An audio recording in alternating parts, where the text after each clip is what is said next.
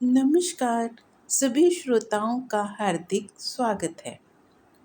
सफलता यदि ईमानदारी से मिलती है तो गर्व बनती है, और यदि बेईमानी से मिलती है तो जीवन भर की चुभन। कभी कभी जीवन में एक छोटा सा गलत निर्णय वर्षों तक हमारी अंतरात्मा को कचोटता रहता है। इसी पर आधारित है आज की लघु कथा, चुभन।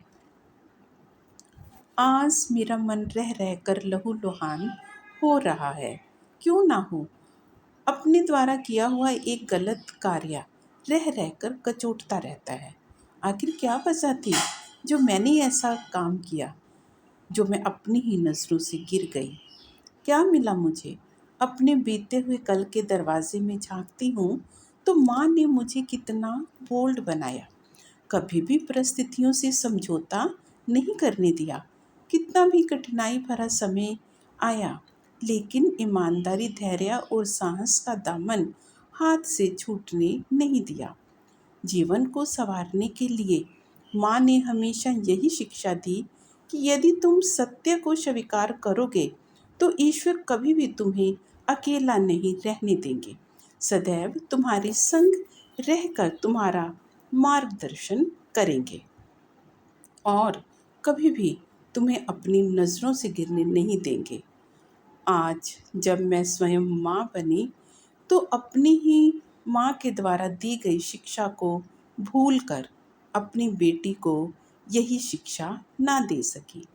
ईमानदारी की सीढ़ियों पर चढ़कर जिस ओहदे पर मैं पहुंची, उस ओहदे को बेईमानी के कांटों तले रौंद दिया।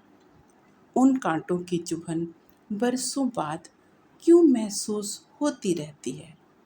कितने बड़े ओहदे पर पहुंचकर मैंने अपनी बेटी की असफलता को चंद सिक्के देकर सफलता में बदलवा दिया।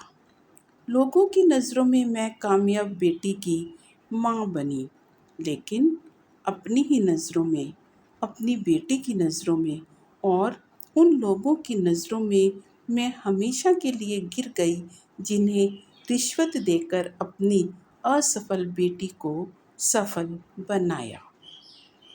सोचती हूँ, ऐसा मैंने बेटी के लिए किया, अपने लिए किया, या समाज में इज्जत पाने की खातिर किया? मेरी परवरिश में कहाँ कमी रह गई?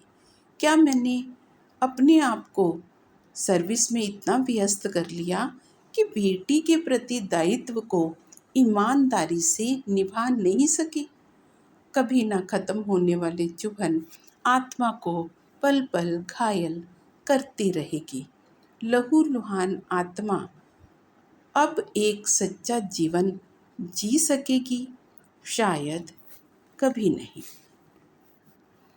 आपने चुभन लघु कथा सुनी। जीवन में ईमानदारी से मिली सफलता उस बड़ी सफलता से अधिक श्रेष्ठ होती है जो बेईमानी से मिलती है। क्या ये सही है?